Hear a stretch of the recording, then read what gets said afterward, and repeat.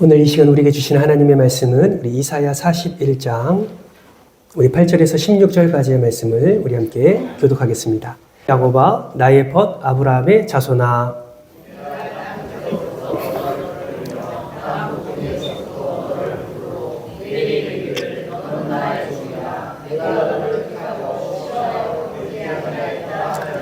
두려워하지 말라 내가 너와 함께함이라 놀라지 말라 나는 내 하나님이 됨이라 내가 너를 굳세게 하리라 참으로 너를 도와주리라 참으로 나의 오른손 의로운 오른손으로 너를 붙들리라.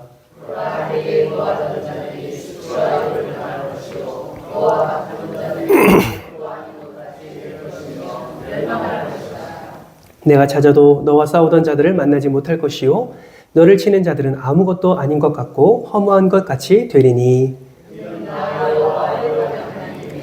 붙들고 내게 이르기를 두려워하지 말라 내가 너를 도우리라 할 것입니다. 버러지 같은 너 야곱아 너희 이스라엘 사람들아 두려워하지 말라 나 여호와가 말하노니 내가 너를 도울 것이라 내 구속자는 이스라엘의 거룩한 이니이다.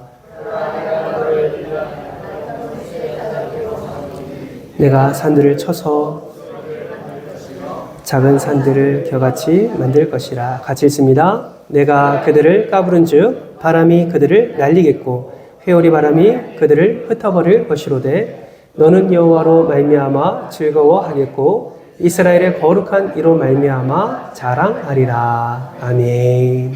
할렐루야. 잘 나오셨습니다. 옆에 분에게 이렇게 우리 축복하겠습니다. 성도님이 부흥의 시작입니다. 인사하겠습니다. 성도님이 부흥의 시작입니다. 예. 한 번 더 인사할 때 충만한 은혜 받으시길 축복합니다. 아멘. 화면을 보실까요? 사랑하는 성도 여러분, 지금 보이는 이 곳이 혹시 어디인지 여러분 알고 계십니까? 이 다리를 건너보신 분들은 아시겠지만 사진에 보이는 이곳은 바로 파주 가막산 출렁다리라는 곳입니다. 몇 년 전에 제가 통일비전 트립을 갔다가 이곳 파주 가막산에 들러서 이 출렁다리를 건너보았습니다.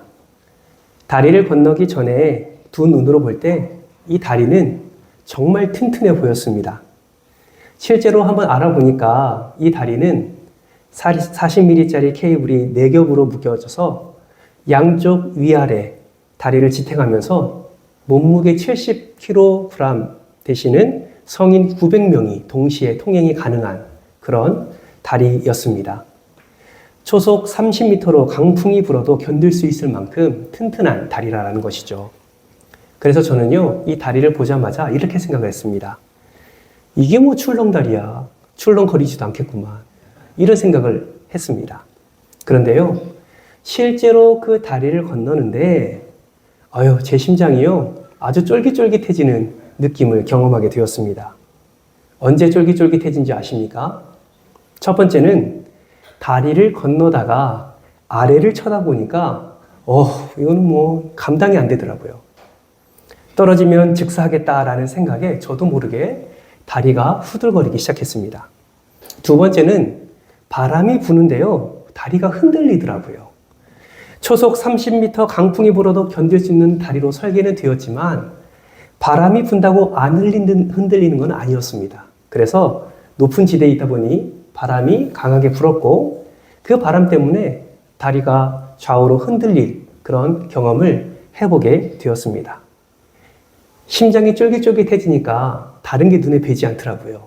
빨리 이 다리를 건너서 다시 돌아오는 게 목표가 되었습니다. 마음이 불안해져서 앞만 보고 열심히 걸었고 상대 쪽에 있는 다리 건너편에 한 다리로 찍고 난 다음에 다시 빠르게 그 다리를 건너온 기억이 있습니다. 여러분 혹시 출렁다리 건너본 적 있으십니까? 출렁다리 건너시다가 어지럼증과 심한 구토 증세를 경험하셔서 다리가 흔들거리는 그런 경험을 해보신 분들도 있을 줄 압니다.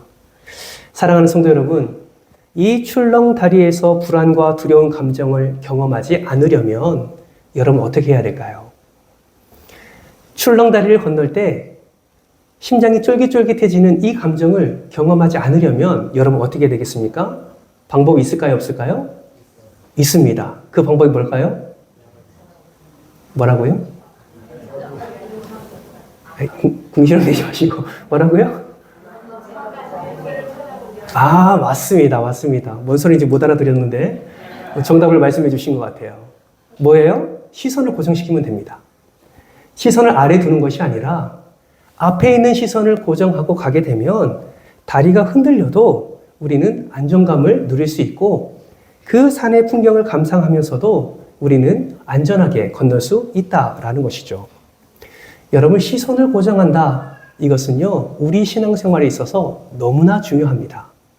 어떤 바람이 불어서 어떤 강풍이 불어서 출렁다리가 흔들린다 할지라도 시선을 고정하면 우리가 불안한 마음으로 다리를 건너는 것이 아니라 안전하게 건널 수 있는 것처럼 우리의 인생 다리를 건널 때에도 시선을 고정하는 것 자체는 너무나 중요하다라는 것이죠. 여러분, 우리는 어떤 시선을 고정해야 되어 있습니까? 바로 우리 주님께 시선을 고정해야 됩니다.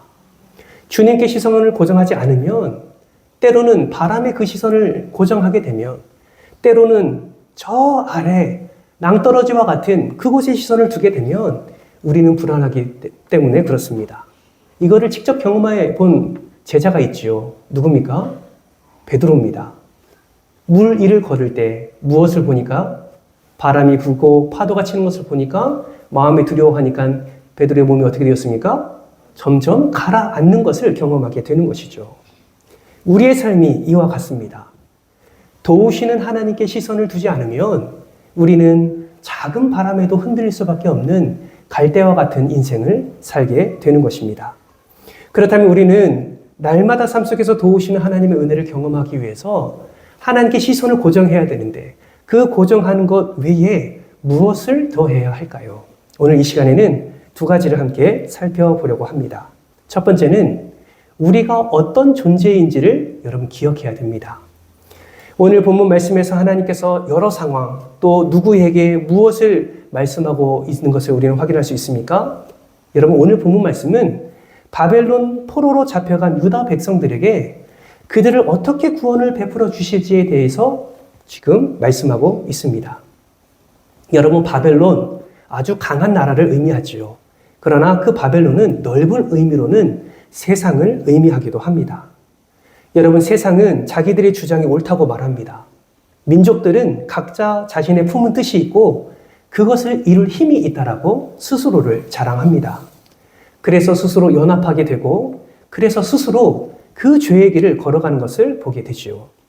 오늘 보면 6절 말씀을 한번 보십시오. 6절 말씀에 뭐라고 말씀하고 있습니까? 화면을 보시고 같이 한번 읽어볼까요? 6절 말씀입니다. 시작. 각기 이웃을 도우며 그 형제에게 이르기를 너는 힘을 내라 하고. 여러분, 세상은 서로를 돕습니다. 그리고 서로에게 힘을 내라고 격려하지요. 왜 그렇습니까? 그들의 힘이 연합되어질 때 또 그들의 능력이 우상에게서 나온다고 그들은 생각하고 있기 때문에 그렇습니다. 그래서 7절 말씀에 무엇을 말씀합니까? 7절 말씀도 보세요. 목공은 금장색을 격려하며 망치로 고르게 하는 자는 매질꾼을 격려하며 이르되 땜질이 잘 된다 하니 그가 못을 단단히 박아 우상을 흔들리지 아니하게 하는도다. 여러분, 세상 사람들은 연합을 합니다. 그들의 생각을 같이 합니다. 그런데 결과는 무엇입니까? 우상이 흔들리지 않도록 단단하게 고정하기 위한 그들의 삶의 모습임을 우리는 말씀을 통해서 확인할 수 있다라는 것이죠. 여러분, 아무리 우상이 단단히 박는다고 해도 하나님과는 대적할 수 없는 존재임을 우리는 잘 알고 있습니다. 하나님은 그런 어리석은 세상과 민족을 향해서 하나님 자신의 계획과 능력을 분명하게 말씀하고 있는 것이죠. 41장 2절 말씀에는 이렇게 말씀합니다. 우리 화면을 보면서 같이 한번 읽어볼까요? 2절 말씀입니다. 시작. 누가 동방에서 사람을 일깨워 공의로 그를 불러 자기 발 앞에 이르게 하겠느냐. 아멘. 하나님의 계획하심인데요. 자세히 보세요. 누가 동방에서, 여기서 말하는 동방은 페르시아를 의미합니다. 동방에서 사람을 일깨워, 여기서 말하는 사람은 바로 고레스 왕을 의미하지요. 하나님의 계획은 분명했습니다.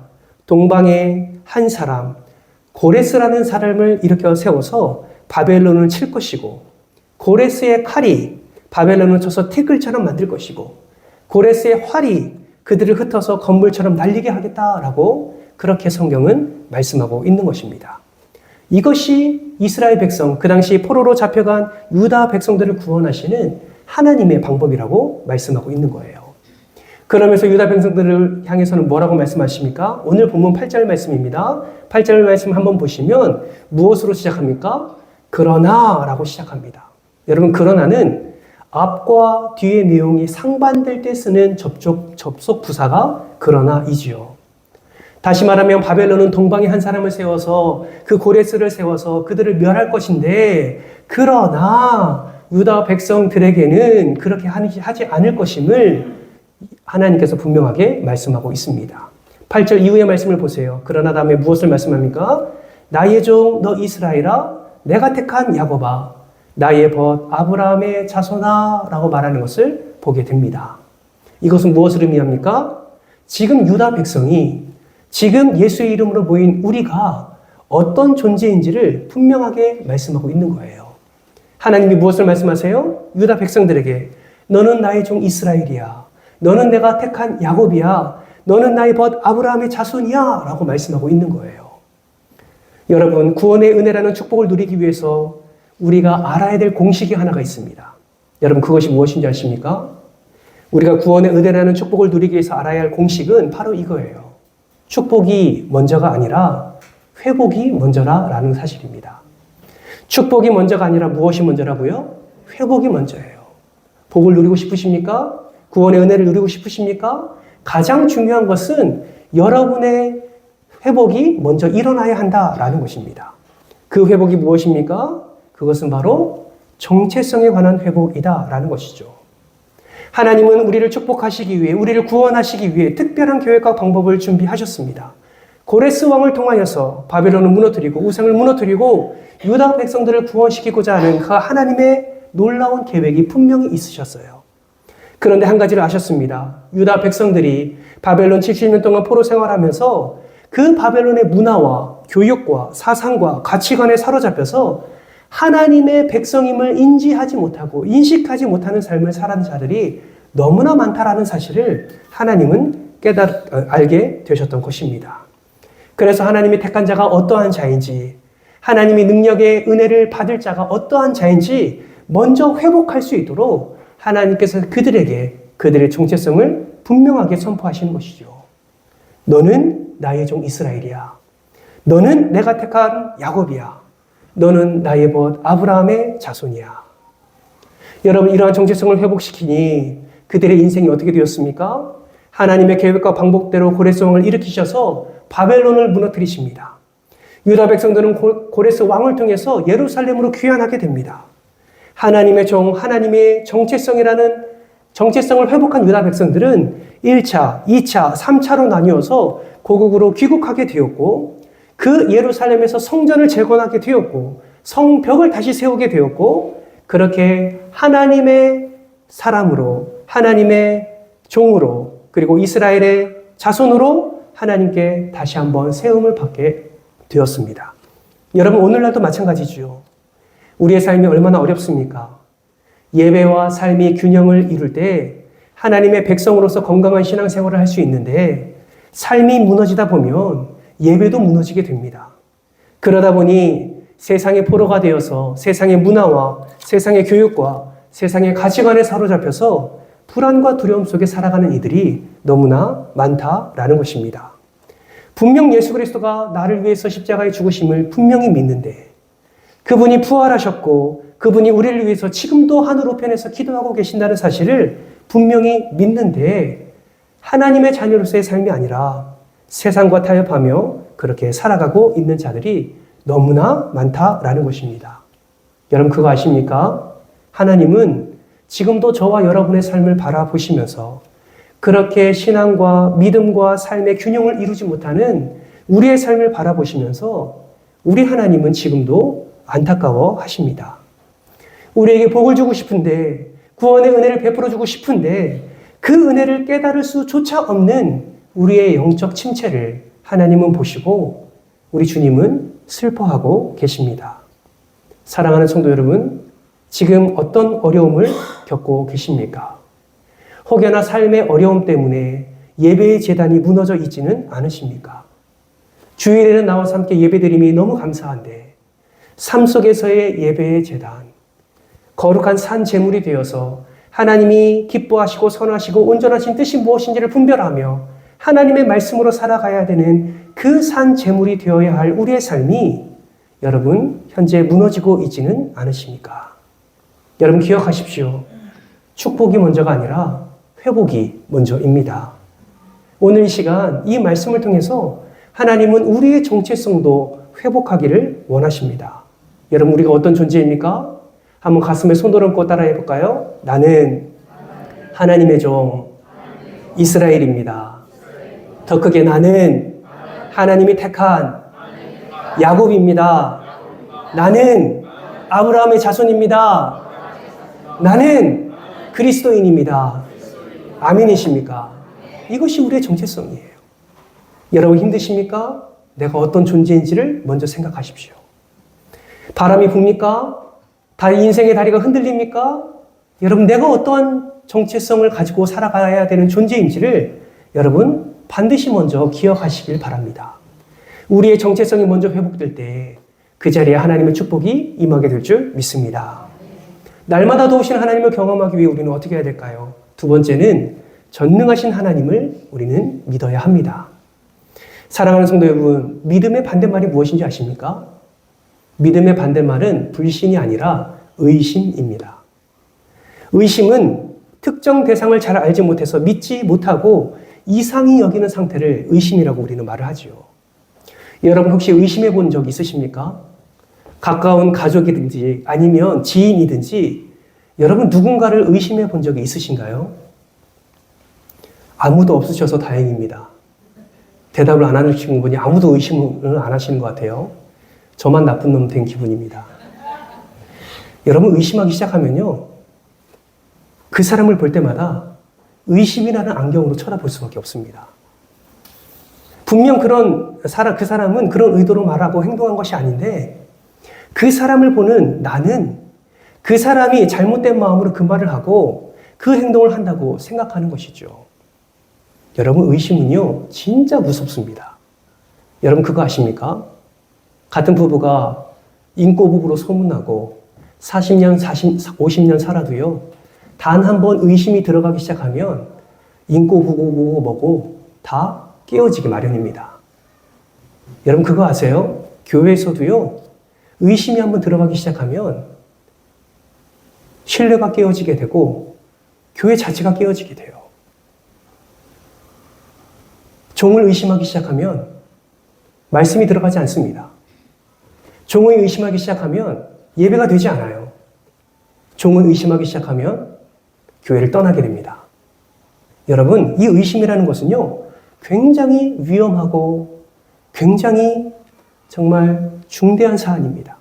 가정에서도 보세요. 아내를 의심하는 의처증 한번 생기기 시작하면요, 그 가정 깨어지는 거예요.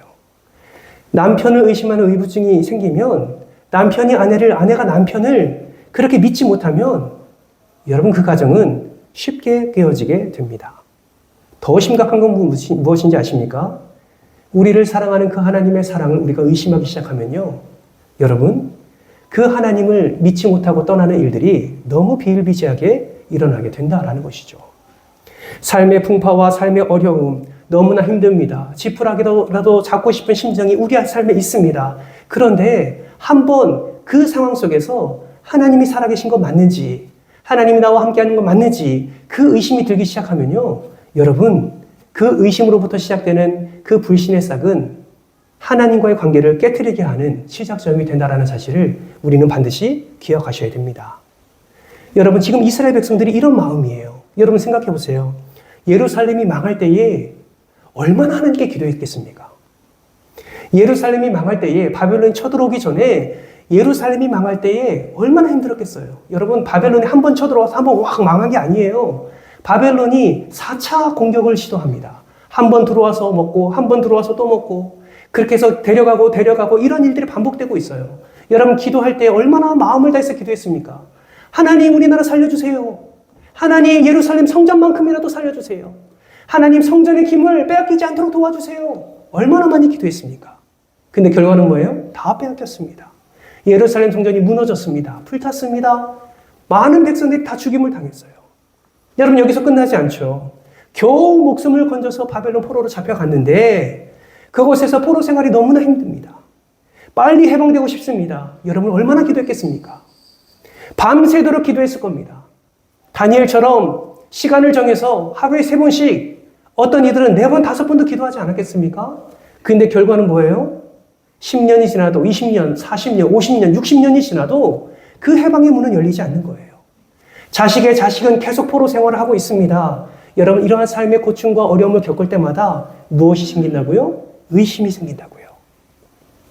물론 끝까지 예레미야 선지자의 예언을 기억하면서 끝까지 믿음을 붙잡는 사람도 있었지요. 여러분, 신약시대 회당이 언제 생긴 줄 아십니까?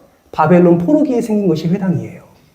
나름의 율법의 말씀을 붙잡고 어떻게 해서든지 구원의 은혜를 사모하며 기다리는 이들도 있었습니다. 그러나 그러한 믿음을 가진 자보다 하나님을 의심하는 자, 하나님을 믿지 못하는 자들이 더 많았다라는 것이죠. 하나님은 이러한 유다 백성들의 마음을 잘 아셨습니다. 그들이 하나님을 온전히 믿기보다 불신과 의심이 가득 차 있다는 것을 하나님을 알고 계셨어요. 그래서 어떻게 합니까? 여러분 10절 말씀을 보세요. 그들을 위로하고 그들을 격려하고 그들을 돕겠다 선포하실 때에 하나님께서 자신의 마음을 드러내는 것을 우리는 볼 수 있습니다. 우리 10절 말씀 같이 한번 읽어볼까요? 10절입니다. 시작. 두려워하지 말라. 내가 너와 함께 함이라. 놀라지 말라. 나는 내 하나님이 됨이라. 내가 너를 굳세게 하리라. 참으로 너를 도와주리라. 참으로 나의 의로운 오른손으로 너를 붙들리라. 아멘. 화면 그대로 두시고요. 여러분 잘 보세요. 의심에 가득 찬 유다 백성들. 그래도 믿음을 지키려고 하는 그 유다 백성들을 향해서 지금 하나님이 뭘 말씀하십니까? 5개의 동사를 말씀하세요. 동사는 뭐예요? 행함을 의미하죠. 두려워하지 마. 놀라지 마. 내가 너를 굳세게 할 거야. 내가 너를 도와줄 거야. 내가 너를 붙들 거야. 그들을 위로하며 그들을 격려하며 하나님께서는 자신의 마음, 그 유다 백성들을 향한 자신의 마음을 이러한 동사들을 통해서 그렇게 나타내고 있다라는 것입니다. 놀라운 것은요, 이 동일한 10절 말씀 속에 무엇이 강조되고 있는지 아십니까? 바로 내가라는 단어가 강조되어 있습니다. 내가라는 단어가 몇 번 나오는지 아십니까? 4번 나와요. 4번. 여러분 한번 찾아보시겠어요? 언제 나옵니까? 두려워하지 말라. 내가 너와 함께 하리라. 놀라지 말라. 나는 내 하나님이 됨이라. 내가 너를 굳세게 하리라. 나의 의로운 손으로 너를 붙들리라. 여러분 지금 이것을 누가 행하시겠다고 말씀하시는 거예요? 하나님이 행하시겠다고 말씀하시는 겁니다. 내가 너를 두려워하지 않게 해줄게. 내가 너를 놀라지 않게 해줄게. 내가 너를 굳세게 해줄 거야. 내가 너를 도와줄 거야. 내가 너를 붙들어 줄 거야. 전능하신 하나님이 지금 유다 백성들을 향해서 그 전능하신 하나님이 오늘 주일 오후 예배에 참여하는 저와 여러분을 향해서 그렇게 말씀하고 있는 것입니다. 사랑하는 성도 여러분, 오늘 본문에만 이 시대 사람들만 하나님의 능력과 붙드심과 그 도우심의 은혜가 임하는 것이 아닙니다. 여러분, 여러분의 삶 속에서도 하나님을 온전히 바라며 그 전능하신 하나님을 믿을 때에 우리의 삶 속에서 수많은 거짓됨, 수많은 음란함, 수많은 분열됨, 수많은 다툼으로 인해서 우리의 삶을 무너뜨리라는 그 상황 속에서도 그 전능하신 하나님이 놀라지 않게, 두려워하지 않게, 굳세게 도와주시며 우리를 붙들어 주시는 줄 여러분 믿으시기를 주님의 이름으로 축복합니다. 그러므로 여러분 의심하지 마십시오. 하나님을 의심하지 마세요. 계속 부딪혀오는 삶의 그 문제들 가운데 여러분 하나님을 의심하지 마십시오. 정말 내가 그리스도인이라고 나의 정체성을 선포할 수 있다면, 내가 정말 하나님의 자녀라고 믿음으로 하나님 앞에 선포할 수 있다면 그 하나님의 전능하심을 의심하지 마시고 그 하나님의 음성 듣기를 더 기뻐하시며 그 소망을 품고 주님 앞에 나아가는 저와 여러분 되시기를 주님의 이름으로 축복합니다. 여러분 빌리 그레함 목사님을 아십니까? 너무 유명한 목사님이시죠. 1950년대 전도자로 유명한 목사님입니다. 이 목사님에게요 정말 절친이 있었어요. 단짝 친구가 있었습니다. 바로 찰스 템플턴이라는 사람입니다. 빌리 그레함 목사님과 이 템플턴이라는 자는 함께 전도를 했습니다. 그리고 화면에 보시는 것처럼요, 수많은 사람들이 모였던 집회 때 빌리 그레이엄 목사님이 말씀을 전하고 나면 템플턴 목사님이 나오셔서 같이 말씀을, 복음을 전했던 자가 바로 찰스 템플턴이라는 목사님이셨습니다. 어떤 분은요, 빌리 그레이엄 목사보다 찰스 템플턴 목사님이 더 유능했다라는 말도 하기도 합니다. 이 템플턴 목사님이 개척교회를 시작했는데 얼마 안 돼서 1200석이나 되는 자리가 다 찼다고 말을 하기도 합니다. 그만큼 하나님이 빌리 그레이엄 목사님도 귀하게 쓰셨지만 이 템플턴이라는 목사님도 너무나 귀하게 사용하신 것이죠. 그런데 어느 날 이 템플턴 목사님에게 믿음의 위기를 만나게 됩니다. 그가 본 사진 한 장 때문이었어요. 어떤 사진을 보았냐면 북아프리카 엄청난 가뭄으로 인해서 사람들이 고통을 당하고 있었는데 그 고통 당하는 사이에 당할 때에 많은 짐승이 죽고 많은 사람도 죽음을 당한 일이 일어났습니다. 템플턴이 사진 한 장을 들고 있는데 그 북아프리카 여인이 굶어 죽은 아기를 이렇게 안고선 하늘을 원망스럽게 쳐다보는 그 사진을 템플턴 목사님이 보았던 것입니다. 이때 템플턴 목사님의 그 마음에 이런 마음이 들었다고 합니다. 이 아이에게 필요한 것은 비야. 천지 만물을 지으신 하나님이 계시다면 어떻게 그 힘들어하는 아이에게 비를 주시지 않으시겠는가?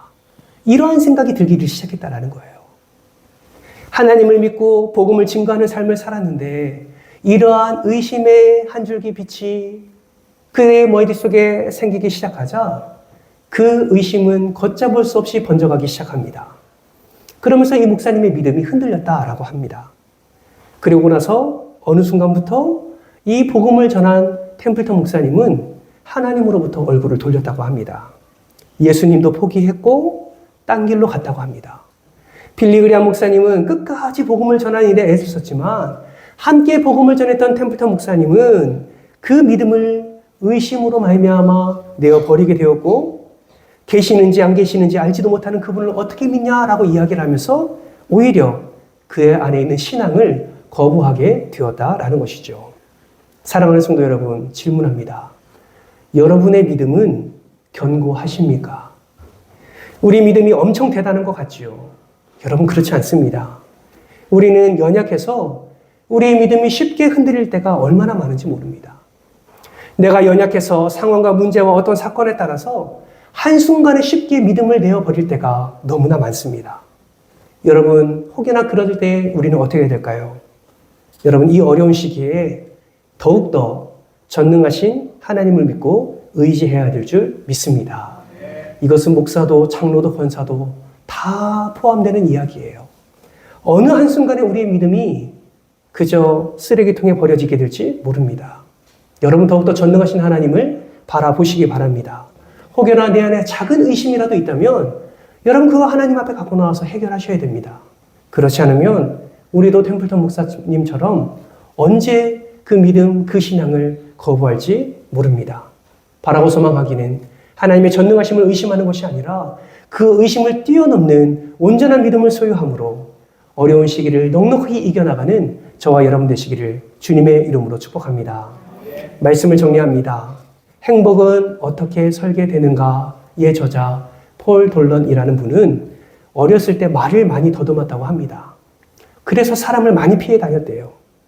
그는 스스로 불행하다고 생각했습니다. 어떤 사람을 만난 후에 그것을 깨닫게 되는데 무엇을 깨달았냐면 자기의 행복을 빼앗아간 진짜 원인은 말을 더듬는 것이 아니라 그런 결함에 온통 주의를 집중하는 자신의 습관과 행동이 문제라는 사실을 그는 깨닫게 되었습니다. 그래서 그는 어떻게 하면 행복할 수 있는가라는 것을 연구하기 시작했고 그 연구 결과 이러한 결론에 도달했다고 합니다. 우리 같이 한번 읽어볼까요?